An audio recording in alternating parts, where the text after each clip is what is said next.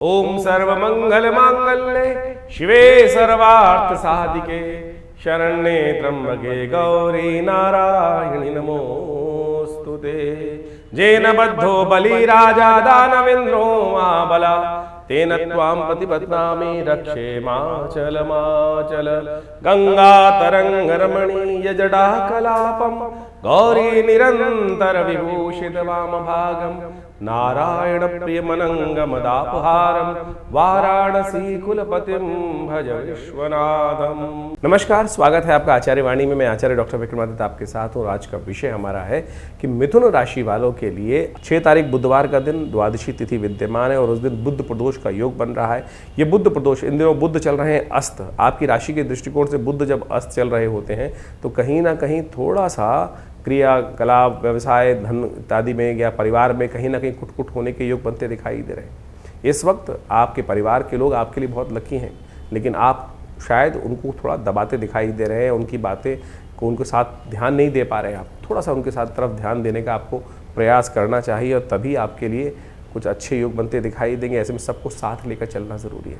बुधादित्य योग है तो ऐसे में हरी चीज़ों का दान करना, गणेश जी का सुंदर स्तवन करना, शाम के समय प्रदोष काल में बुध प्रदोष का योग है, शाम के समय जाकर दही से भगवान का अभिषेक करना आपके ग्रह के सुखों को, घर के सुखों को, परिवार के सुखों को बढ़ाएगा। कहीं ना कहीं जो कष्ट चल रहे हैं उनसे निवृत्ति देने का योग देगा। एक बात और ध्यान रखें, 5, 6, 7 इन दिनों में 2 नक्षत्र जो हैं वो बनते दिखाई दे रहे हैं। ज्येष्ठ और मूल के योग बनते दिखाई दे रहे हैं, गंडमूल के अंतर्गत आते हैं। और जो जातक इनमें जन्म ले रहे हैं उनका ध्यान, उनके माता पिता को ध्यान रखना चाहिए। उनकी मूल शांति जन्म के साथ ही 27 दिन तक के लिए करा देनी चाहिए, 1,000 मंत्र जप कर। आमतौर पर जो मूल शांति के लिए व्यवस्थाएं कराई जाती हैं, जो कराने वाले कर्मकांडी ब्राह्मण होते हैं या तथाकथित तौर पर जो भी कराता है वो 27 जगह की मिट्टी, पानी, घड़ा, ये वो सब कुछ करके तैयारी करता है। लेकिन जो जप की जगह है 27,000 जप जो 27 दिन तक होना चाहिए वही नहीं हो पाता है। तो आपसे अनुरोध है कि सही रूप से कराएं। यदि आपके घर में भी कोई व्यक्ति पुराने समय में इन्हीं नक्षत्रों में जन्म लिया है, ज्येष्ठा या मूल, गणमूल के अंतर्गत जन्म लिया है, तो उसकी भी मूल शांति जब भी नक्षत्र आ रहे हैं 27 दिन तक अब करा लीजिए। नहीं तो फिर विघ्न जीवन में पता नहीं अज्ञानता के कारण से बहुत परेशान करते हैं। 7 तारीख बृहस्पतिवार का अवसर, त्रयोदशी तिथि विद्यमान है और गृह परिवर्तन की तरफ योग बनाएंगे, लेकिन दिन आपके लिए ओवरऑल अच्छा दिखाई देता है। रवि योग विद्यमान रहेगा 2 बजे के बाद से, जो आपके लिए कहीं ना कहीं पॉजिटिव बनता दिखाई दे रहा है। पीली चीज़ों का दान करना आपके लिए अच्छा बनता दिखाई दे रहा है। 8 तारीख शुक्रवार का अवसर, चतुर्दशी तिथि विद्यमान है और इस दिन सत्यव्रत भी रहेगा, हयग्रीव भगवान की जयंती भी रहेगी। तो भगवान विष्णु की सुंदर आराधना, सत्यनारायण जी का व्रत करना संपूर्ण मनोरथों को सिद्ध करने की योग बनाएगा। ग्रहों के दृष्टिकोण से मनोमस्तिष्क में थोड़ा सा कहीं ना कहीं बंधन परेशान करता दिखाई दे रहा है। मन जो है वो जो थोड़ा सा डोलता दिखाई दे रहा है इधर उधर कि इस रास्ते जाऊं या उस रास्ते जाऊं। ऐसा कई ग्रहों के योग से बन रहा है, तो ऐसे में थोड़ा ध्यान रखने की ज़रूरत है, मन को साधने की ज़रूरत है। केसर का सेवन, केसर का तिलक, हल्दी का तिलक करना आपके लिए कल्याणकारी योग बना सकता है। सबसे श्रेष्ठ तो यही है, ओम नमो नारायणाय स्तवन करें, व्रत रखें, सत्यनारायण व्रत की कथा सुने और वहाँ भ्रांति दूर करने का रास्ता पड़ेगा कि ईश्वर की प्रेरणा से समस्त कार्य होते हैं, ईश्वर की कृपा से समस्त कष्टों का निवृत्ति का योग भी बन जाता है। सत्यनारायण कथा इसी बात को प्रतिपादित करती है कि संपूर्ण रूप से समर्पण भाव से परमात्मा के प्रति समर्पण करते हुए कार्य करने का हमको प्रयास करना चाहिए। 9 तारीख का दिवस बड़ा ही विशेष है। श्रावणी कर्म, राखी बंधन, रक्षाबंधन का कार्य शनिवार के दिन पड़ रहा है। पूर्णिमा के साथ योग लेकर उपस्थित है और भद्रा भी नहीं है। और साथ साथ इस दिन एक ग्रहों का बड़ा परिवर्तन हो रहा है। आपके लिए तो बहुत महत्वपूर्ण दिवस है, क्योंकि सूर्य के साथ अब बैठे हुए बुध उदय होने जा रहे हैं, वक्र स्थिति में है। तो सूर्य से अपनी दूरी बनाकर वक्र गति से चलते हुए कहीं ना कहीं उदय होकर आपके लिए बहुत कल्याणकारी योग बनाएंगे। ऐसे में यदि आप इसका बुध का सही उपयोग कर लें तो बहुत बढ़िया तरीके से आगे आने वाले समय में बुध और शुक्र भी एक साथ योग बनाते दिखाई देंगे। और ये दोनों के दोनों योग जो रहेंगे आपके लिए महालक्ष्मी की कृपा के लिए, महालक्ष्मी धन वाले भाव में ही योग बनता दिखाई दे रहा है। ये आपके लिए बहुत अच्छा होगा। परिवार के लोगों को जितना प्रसन्न रखोगे, जितने उनके साथ रहोगे, बहुत अच्छा रहेगा। भारतीय संस्कृति में रक्षाबंधन का अद्भुत वर्णन शास्त्रों में बड़ा प्राचीन काल से मिलता है। आज कुछ भ्रांति संसार में उपस्थित कर दी जाती है।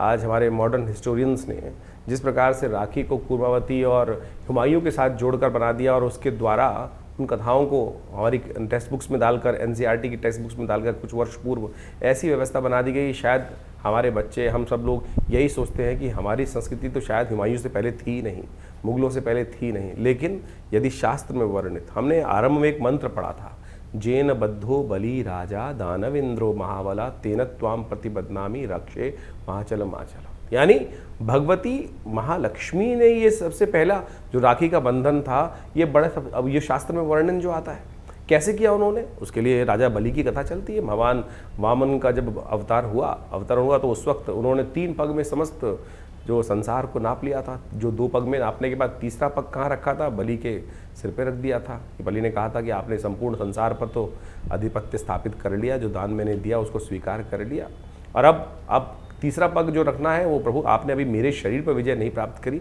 आप मेरे सिर पर अपना चरण रखें। तब तीसरा कदम उन्होंने वहाँ रखा। तब भगवान ने प्रसन्न होकर महाराज बलि को क्या किया, महाराज बलि को राज्य दे दिया, पाताल लोक का राज्य। भगवान ने जिस प्रकार से उनको श्रद्धा के साथ संपूर्ण रूप से जो उन्होंने उनकी परीक्षा ली थी, ये सब परीक्षा ही कथाओं के माध्यम से समझें कि जिस प्रकार से भगवान ने महाराज बलि की परीक्षा ही ली ना, और परीक्षा में उत्तीर्ण हुए, तो उनको उस परीक्षा का जो उपहार मिलना था, उपहार क्या मिला, वरदान मिला। तो महाराज बलि ने भगवान से वरदान में मांगा कि भगवान, आपने मुझे पाताल लोक दे दिया, लेकिन मेरी एक इच्छा है, आप भक्त पर कृपा करें कि आप जब भी मैं उठूं तो मेरे को सबसे पहले आपका ही दर्शन हो। कैसे होगा दर्शन, तो भगवान को द्वारपाल बना दिया गया। महाराज भगवान ने प्रसन्न, यानी भक्त पर भगवान इतने प्रसन्न हो जाते हैं कि जैसी मनोकामना सिद्धि की इच्छा रखता है भक्त, उसको पूर्ण करने के लिए भगवान वहाँ प्रेमवश क्या हुए, महाराज बलि के यहाँ पाताल लोक में द्वारपाल के रूप में प्रतिष्ठित हुए। और जैसे ही महाराज बलि उठते थे तो कहा जाता है कि सबसे पहले दर्शन श्रीहरि के उनको होते ही थे। ये श्रद्धा भाव विश्वास की कथा है, इसको समझने के लिए बहुत ज़्यादा भक्त बुद्धि ही चाहिए, तब जाके समझ में आएगा। कहा जाता है भगवती जो लक्ष्मी थी बड़ी दुखी हुई कि भगवान को वहाँ उन्होंने बांध के रख लिया, मोहवश अपने भक्त जाल में फंसा लिया। तो भगवती ने क्या किया, वहाँ जाकर महाराज बलि के समक्ष उपस्थित हुई और उनको इस श्रावणी कर्म करते हुए, इस जो सावन का महीने की पूर्णिमा के तिथि के दिन वहाँ जाकर उनको रक्षाबंधन बांधा। अब रक्षाबंधन बांधा जाता है तो बहन को कुछ ना कुछ देने की परंपरा है और वचन दिया जाता है। तब उन्हें कहा, जेन बद्धो बलि राजा दानवेंद्रो महाबला। तो ये विशेष तौर पर रक्षा सूत्र भी है और साथ साथ बहन के साथ भाई का प्रेम भी है। तो महाराज बलि ने जिस प्रकार से बहन को कुछ देने को मांगा, तो भगवती महालक्ष्मी ने क्या मांगा कि आप मेरे पति को छोड़े यहाँ से आप। तो वहाँ से भगवान पुनः वापस भगवती लेके चली गई। तो यानी ये परंपरा, ये कथा का माध्यम हम आपको समझाने का प्रयास कर रहे हैं, तो इस भ्रांति को हटाएं। शास्त्र बड़े ही वृहद वर्णित हैं, इन सब चीज़ों अनादिकाल से परंपरा रही है, लेकिन हमारी संस्कृति को जिस प्रकार से तोड़ने का कार्य किया वो बहुत गलत लोगों ने, और हम उसको समझ में नहीं पाते हैं। पौराणिक काल से इन कथाओं के माध्यम से हमको समझ में आता है। इसके अलावा और समझें, ये केवल भाई बहन का बंधन नहीं है।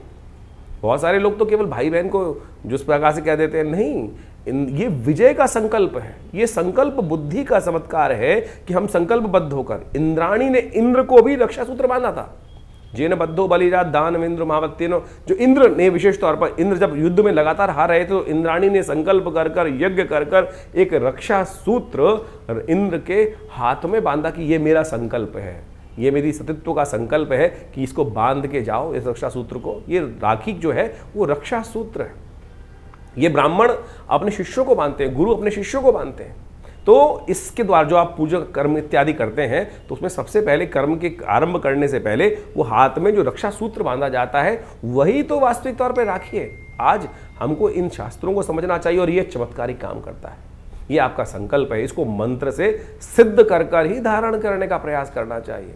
तो हम आपको इन सब सिद्धांतों को समझाने का प्रयास कर रहे हैं, तो आप इस पे विश्वास जगाएं। ये केवल परंपरा नहीं है, बहुत सारे लोग परंपरा के अनुसार। इस बार तो बड़ा सुंदर योग ऐसा बन रहा है कि भद्राव है ही नहीं पृथ्वी पर, तो आप आनंद भाव से किसी वक्त भी इन समस्त कर्मों को करने का सुंदर योग बना सकते हैं। भगवान का सुंदर स्तवन करें और उसके बाद भाई और बहन के सब संबंध, जो परिवार के संबंध हैं, उनको बहुत आनंद के साथ समझाते हुए इस कर्म को करें। कल्याण के सुंदर योग बन सकते हैं। तो मिथुन राशि वालों, राखी बड़ा अद्भुत संयोग लेकर इस पर उपस्थित हो रही है। जिस प्रकार से योग बन रहे हैं राखी के दिन, उस दिन ग्रहों की स्थिति को समझते हुए आपके लिए बड़ा अच्छा कल्याणकारी योग बन सकता है। जैसा हमने कहा कि महालक्ष्मी कृपा प्राप्त करने का सुंदर रास्ता बनना अब आगे ग्रहों के परिवर्तन के साथ। इसी दिन बुध परिवर्तन की तरफ जा रहे हैं और आपकी राशि के मालिक भी हैं।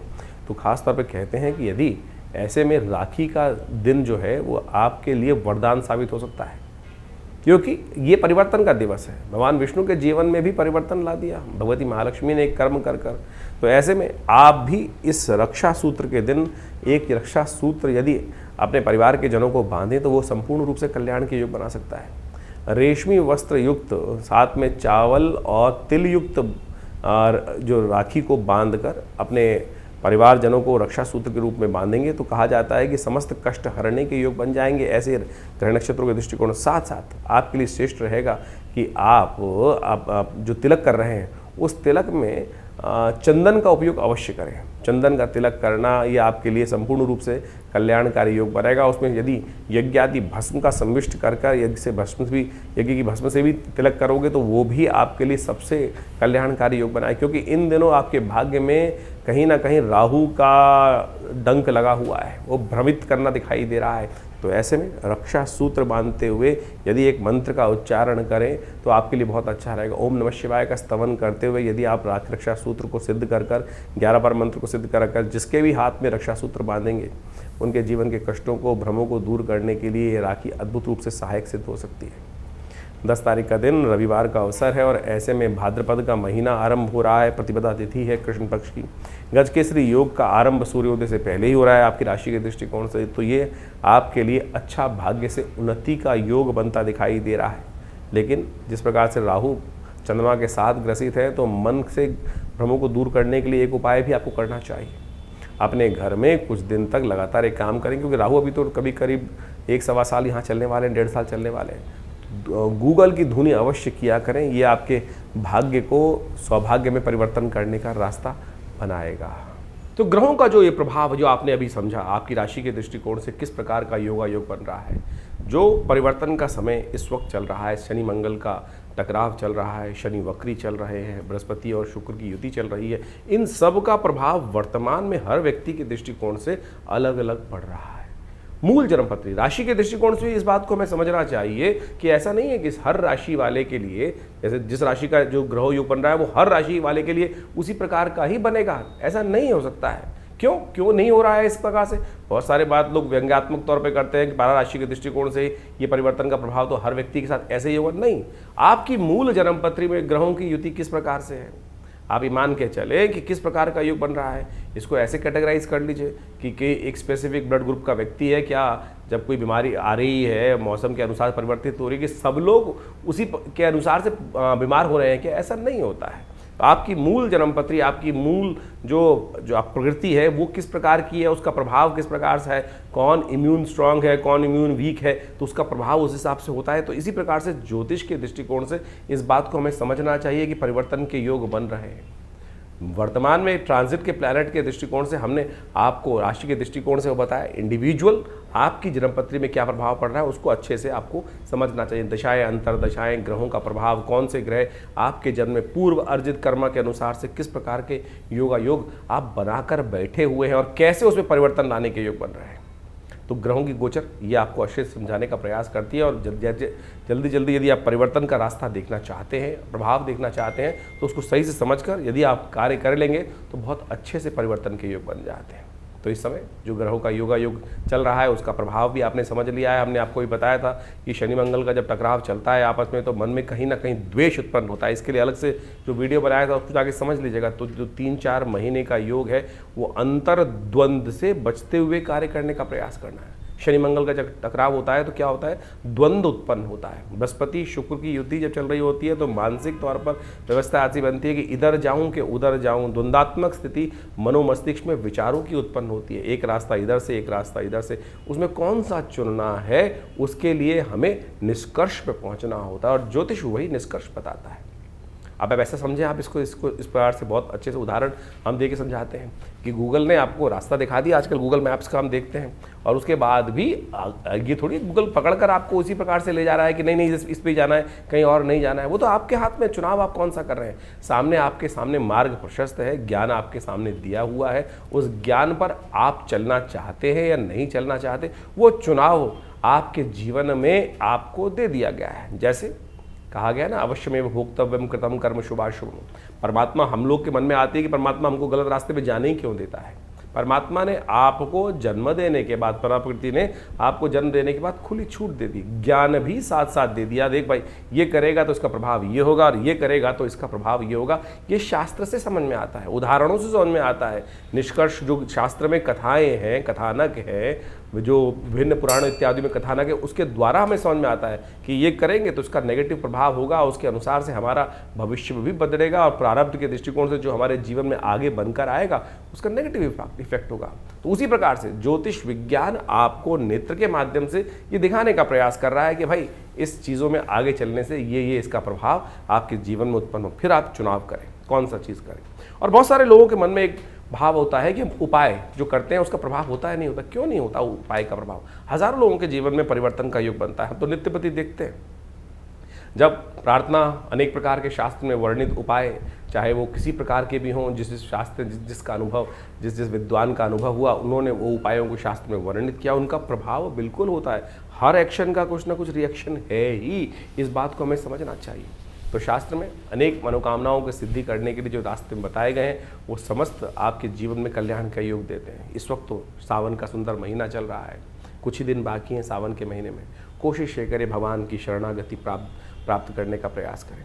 देखिए, 9 ग्रह आपके जीवन में बहुत सारे खेल खेलते हैं, बहुत सारे खेल आते हैं, अच्छे बुरे सब प्रकार के आते हैं, लेकिन भावी मेट सके त्रिपुरारी, ये भाव से ध्यान रखना चाहिए। तुलसी बाबा ने बड़े सुंदर रूप से लिखा है कि हमारे जीवन के जो कष्ट हैं वो कौन मेट सकते हैं? भगवान शंकर ही मेट सकते हैं। और भगवान शंकर का अनुग्रह, ये 10वां ग्रह है, इसका अनुसरण करने का प्रयास करो। 9 ग्रह तो जो खेल खेलेंगे, ब्रह्मा मुरारी त्रिपुरा अंतरकारी भानु शशि भूमि सुतो बुधश्च, ये सब तो ग्रह चलते ही रहेंगे, लेकिन इसके बाद भी जो 10वां ग्रह है, प्रभु का अनुग्रह हम प्राप्त करने का प्रयास करें। शिवरात्रि से नवरात्रों में, विशेष तौर पर सावन के महीने में विशेष कार्यक्रम चलते हैं, हर क्षेत्र में चलते हैं, भारत के क्या पूरे विश्व में जहाँ जहाँ सनातन की पद्धति रही, वो जहाँ जिस प्रकार भी योग होते हैं, लोग भगवान की शरणागति प्राप्त करते हैं। और कथाओं के माध्यम से वो विश्वास जागना चाहिए कि एक लोटा जल भी भगवान शंकर को यदि अर्पित करेंगे तो बहुत सारे कष्टों से निवारण करने का ये विश्वास है हमारा,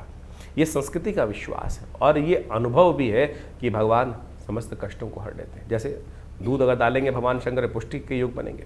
भगवान के अपने मनोरथ सिद्ध करने के लिए अनेक प्रकार से अनेक विधान शास्त्र में उपस्थित किए गए हैं। तो इस वक्त रुद्राभिषेक का समय चल रहा है, कोशिश ये करें अपनी श्रद्धा के अनुसार से भगवान को जल अर्पित करें, दूध से भगवान का अभिषेक करें, दही से भगवान का अभिषेक करें, घी से भगवान का अभिषेक करें, इच्छू रस गन्ने के रस से भगवान का अभिषेक करें। और बहुत सारे अनेक प्रकार के जो शास्त्र में वर्णन जो किया है, जिन प्रकार की पद्धतियों को, उन सब चीज़ों को कर लेने से बहुत बढ़िया अद्भुत प्रकार के योग कर्म के द्वारा वो योग बना सकते हैं आप। तो इन सबको समझे। हमने विवेकानंद योगाश्रम में पूरे सावन के महीने में नित्य प्रति रुद्राभिषेक रखा, बहुत सारे लोगों ने उसमें भाग लिया। लोगों ने अपने मनोकामना सिद्धि के लिए अपने अपने अनुसार से उसमें समर्पण संपूर्ण साथ देकर उस कार्य को किया। कुछ दिन और शेष बाकी हैं। शुक्ल पक्ष का अंतिम समय चल रहा है, जिसमें बड़ी श्रद्धा के साथ बड़े उत्सव। कृष्ण पक्ष से ज़्यादा शुद्ध माना जाता है शुक्ल पक्ष, क्योंकि चंद्रमा गति को प्राप्त वृद्धि की तरफ जा रहे होते हैं। जो पूर्णिमा के दिन सुंदर योग बनता है, श्रावणी कर्म उपाकर्म, उसी दिन तो अमरनाथ में जल चढ़ता है। तो कोशिश ये करें श्रद्धा के साथ भगवान के इस सुंदर मास में संपूर्ण रूप से भगवान के प्रति समर्पण करने के लिए आप विवेकानंद योगाश्रम में आ सकते हैं। जो 2 सोमवारों का सुंदर योग रहेगा, तीसरा चौथा सोमवार, जो चौथा सोमवार का योग बन रहा है, उसमें अवश्य भगवान के श्री चरणों में उपस्थित होकर आश्रम में जो प्रतिष्ठित बड़े विशाल भगवान शंकर के श्री विग्रह, फेसबुक पर जाकर आप हमारे उस कार्यक्रम को डेली लाइव भी देख सकते हैं।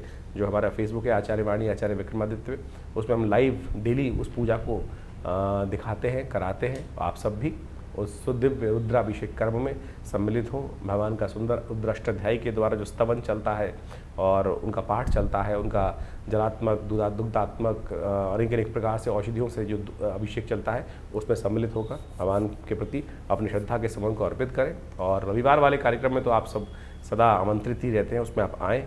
दिल्ली में ये विवेकानंद योगाश्रम जमनाबार लक्ष्मीनगर क्षेत्र में स्थित है और पूरा एड्रेस हमारे फ़ोन नंबर से संपर्क साध सकते हैं। हमारी जो वेबसाइट है acharyavickramanand.com, उस पर भी जाकर संपूर्ण जानकारी लेने का योग बना सकते हैं। धन्यवाद, नमस्कार।